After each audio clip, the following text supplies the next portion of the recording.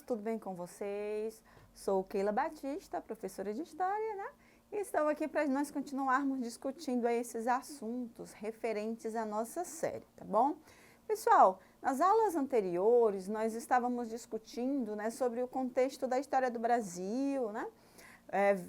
Vimos aí a Primeira República, esse processo de proclamação da República, né, a saída então do imperador, as revoltas, né, sociais que aconteceram nesse período, uma relação muito presente no Brasil e principalmente aí no Nordeste, que são as oligarquias presentes na vida política, né, e social aí dessas comunidades, com a república oligárquica, né, a figura dos coronéis, o voto do cabresto.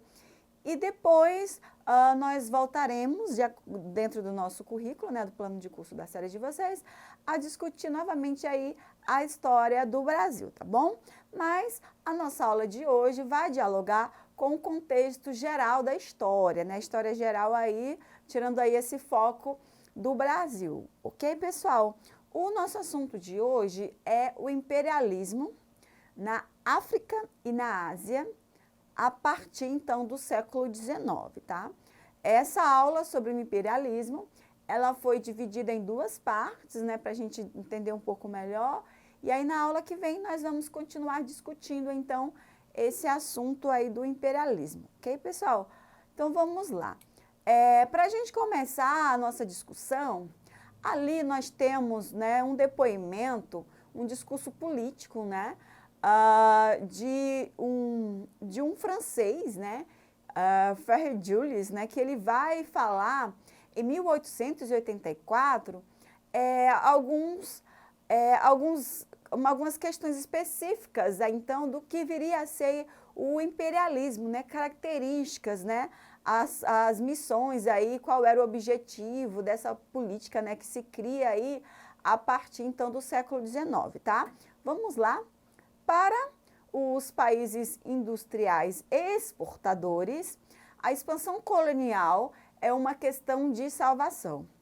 Em nosso tempo, e diante da crise que atravessam as indústrias europeias, a fundação de colônias representa a criação de uma válvula de escape para os nossos problemas, né? Devemos dizer abertamente que nós pertencemos às raças superiores, temos direitos sobre as raças inferiores, mas também temos o dever de civilizá-las. Pessoal, então, né, esse aí é um discurso de um francês, e aí eu chamo a atenção a vocês para duas características nesse discurso. Primeiro, é a questão econômica que é apresentada, né? Os países industriais, exportadores, precisam de novas colônias, né? E isso vai representar a válvula de escape, esse novo mercado. E também aí ele traz a questão da ideologia, né, do imperialismo, que é essa questão de raças superiores e raças inferiores, né? O darwinismo social, ele vai ser utilizado aí para justificar, né, essa ideologia onde existiriam as raças superiores, desenvolvidas, civilizadas, e as raças inferiores que não teriam aí acesso à civilização, e também por questões genéticas, né? O fato de não ser branca teria então essa predisposição a ser subjugada, né? A ser colonizada e também aí inferior, tá bom? Pessoal, e aí do lado nós temos um mapa mundi, né, que mostra aí os territórios do Império Britânico, realçados em vermelho, né, para nós entendermos aí como a Inglaterra, ela foi tomando território, né, nesses espaços, nesses continentes, né, que nós vamos ter o imperialismo, então, na África, na Ásia e também em parte da Oceania, tá? Mas a África e a Ásia aí são mais discutidos, né, porque foi uma vasta parte do território. O continente africano, ele foi invadido quase 100%, né, com exceção de duas populações aí que foram resistindo, né, como os etíopes também, que resistiram a essa colonização, neocolonização que chega aí a partir do imperialismo, tá?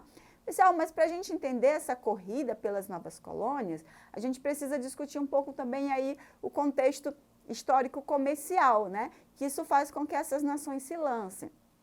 A economia da Europa Ocidental e dos Estados Unidos, então elas cresceram e se industrializaram a partir de 1850, né? A gente vai ter um boom da industrialização, do crescimento da economia. Isso vai fazer com que esses países, né, eles começam a rivalizar. Vários países vão rivalizar por conta aí do seu mercado, né? E se eles produzem muito e não tem um mercado, né, para consumir, porque a outra nação também está produzindo, isso vai gerar, então, essa corrida aí para novos mercados, né?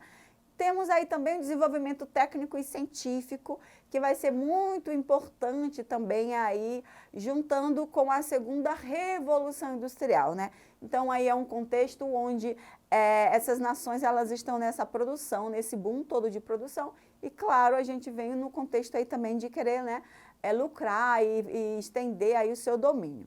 Pessoal, dentro dessa questão econômica, nós temos a formação de grandes conglomerados econômicos, né?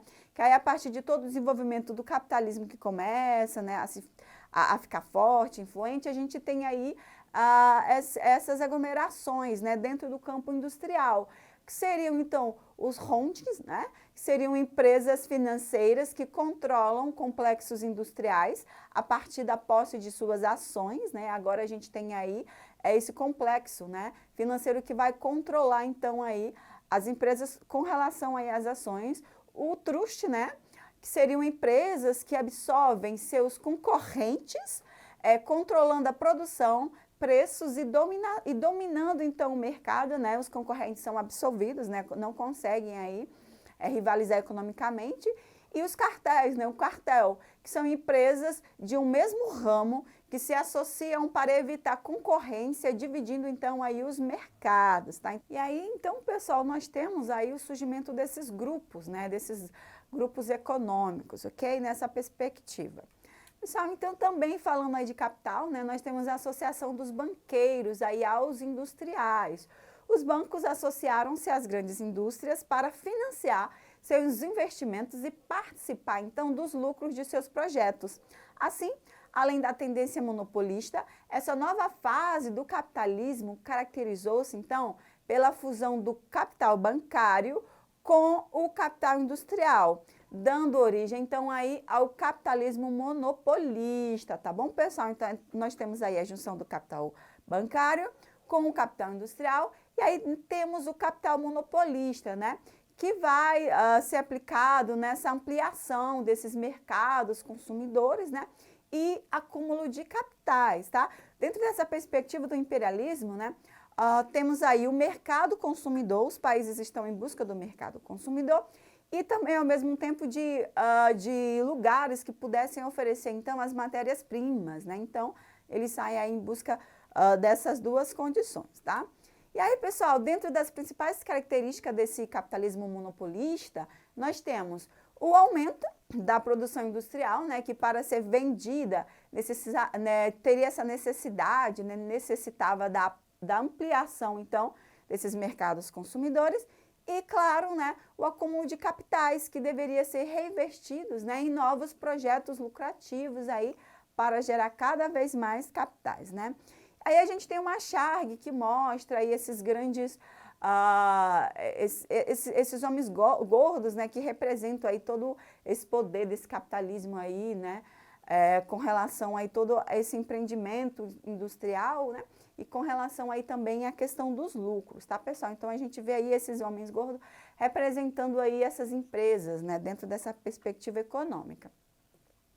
Quando se fala de neocolonialismo, pessoal, nós temos aí, né, essa corrida colonial, como eu falei, essa política imperialista, né, que vem aí com um domínio tanto territorial como econômico, né?